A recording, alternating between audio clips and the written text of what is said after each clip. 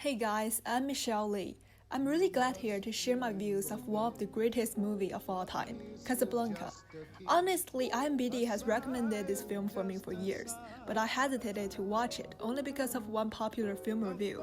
It said, there are millions of restaurants in the world, but you came in my cafe like destiny. Doesn't this sound like the other cliche romantic film? I reviewed this movie for years, and now I realize I was wrong. Without doubt, the production time of Casablanca is really important.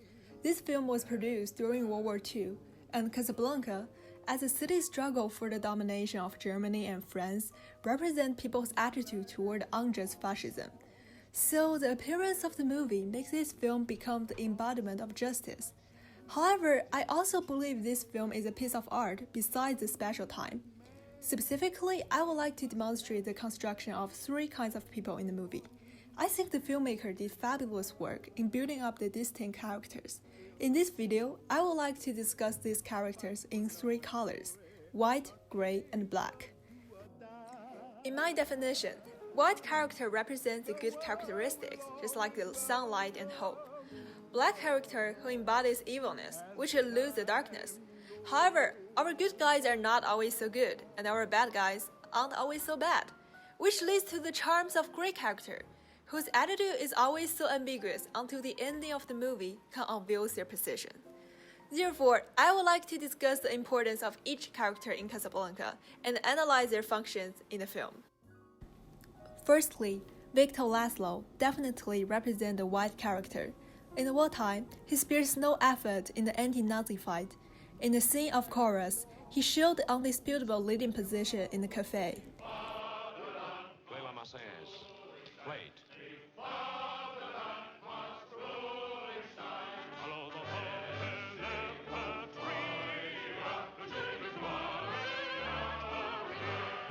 When Victor leads the whole cafe to sing with him, all the audience could emphasize with the overwhelming passions of peace and union.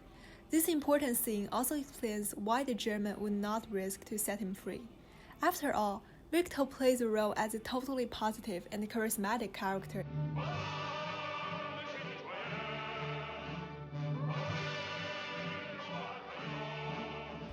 However, it's really hard to forget Captain Renault's ambiguous position in the film. Seems like he knows Rick better than anyone in the world, but he also brags with Germans and seduces women with power.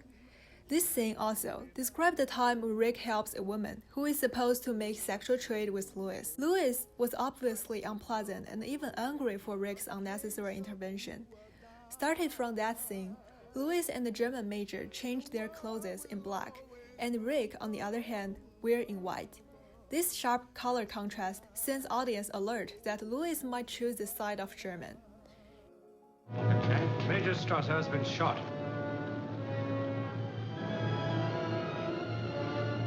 Round up the usual suspects. However, as we all knew in the end, Louis let Rick kill the German major and help him escape. Therefore, this reversal of character finally established a vivid image of Captain Renault as a great character. Going back to Rick, as the main character in the film, Rick always provides us with a sense of melancholy. He keeps everything to himself and never shows any weakness to others. We can sense this when a woman who likes Rick comes and asks for his schedule. All right.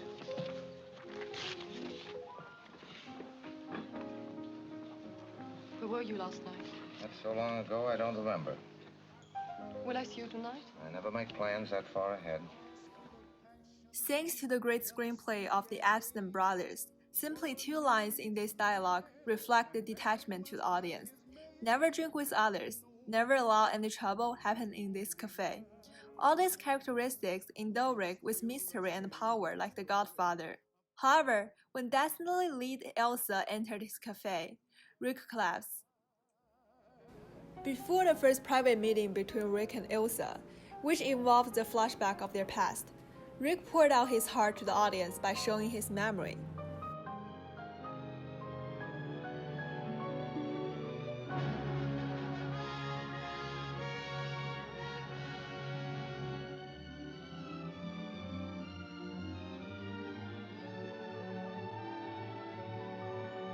This flashback narration provides a glimpse for audience about their romantic past, and also paves way for the tension in their following reunion.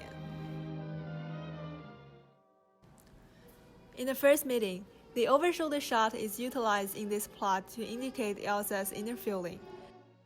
Go on, tell us maybe When Rick is speaking, the shot slightly leans to left and leave more space to right for Elsa. These little differences in framework help audience emphasize with the restricted love between them. Also, during this conversation, the filmmakers add soft glow for Elsa. Although it's easy for audience to be aware of the special effect, the filter and side lighting contribute a lot for establishing Elsa's delicacy and inner struggle. But you were never interested in any woman. She isn't just any woman. I see. How do I know you'll keep your end of the bargain? I'll make the arrangements right now with Laszlo in the visitor's pen. Ricky, I'm going to miss you. Apparently, you're the only one in Casablanca who has even less scruples than I. While the scheme begins to formulate, Rick leans to be a negative portrait who is overwhelmed by his desire. Not so fast, Louis. Nobody's going to be arrested, not for a while yet. However, similar to the reversal of Captain Reynolds, Rick holds his belief in the end and set Elsa free. Because of this, because of all the struggle Rick has suffered, I believe he harbored the same nature with Captain Reynolds, the great character. As I discussed in the beginning, this is not simply a romantic movie, but a classical and well-designed work that could represent the pure kindness and hope in wartime. Specifically, the acting of Bogart and Bergman, excellent music and the use of side lighting, the cooperation of Epstein brothers and Michael Curtis. By pulling these threads together, the film achieved respectable accomplishment. Even though the film turns out to be a classical Hollywood movie with happy ending, it still provides considerable support in the wartime, just like the contribution of Schindler's List, and we will remember the greatness of the film forever. Louis, I think this is the beginning of a beautiful friendship.